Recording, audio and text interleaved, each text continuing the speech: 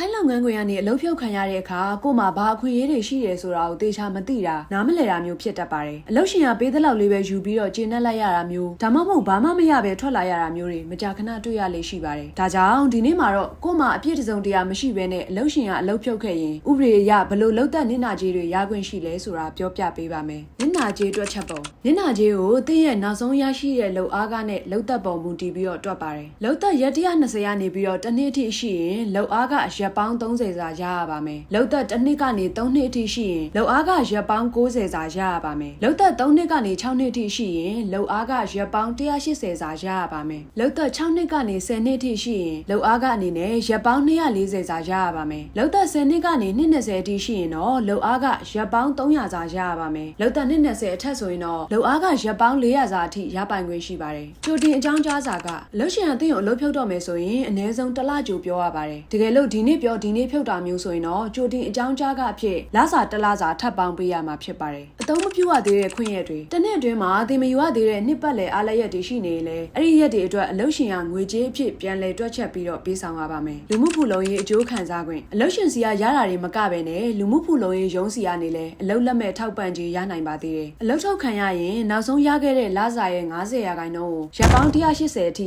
လစဉ်ထောက်ပံ့ကြေးလျှောက်ထားနိုင်ပါတယ်ဒါပေမဲ့လူမှုဖူလုံရေးကြေးအနည်းဆုံး6လထည့်ဝင်ထားဖို့သူဖြစ်ရပါမယ်ဘလို့ချင်းနေမျိုးမှာနစ်နာကြေးမရနိုင်ဘူးလေဒါကတော့တတိထားရမယ့်အချက်ပါကိုရိုင်းကအလုံးမှာပြုတ်မှုကျူးလွန်တာအလုပ်ရှင်ကိုထိခိုက်အောင်လုပ်တာဒါမှမဟုတ်ခိုင်လုံတဲ့အကြောင်းပြချက်မရှိဘဲနဲ့3နှစ်ဆက်တိုက်အလုပ်ပြတ်တာမျိုးဆိုရင်တော့နစ်နာကြေးရမှာမဟုတ်ပါဘူးအလုပ်ရှင်ကမပေးရင်ဘာလုပ်မလဲတကယ်လို့အလုပ်ရှင်ကနစ်နာကြေးပေးဖို့ညှင်းဆန်ရင်နှိစက်ရအလုပ်သမားကာကွယ်စောင့်ရှောက်ရေးရုံးဒါမှမဟုတ်အလုပ်သမားကူညီရေးအဖွဲ့အစည်းတွေကိုဆက်သွယ်ပြီးတော့တိုင်ကြားနိုင်ပါတယ်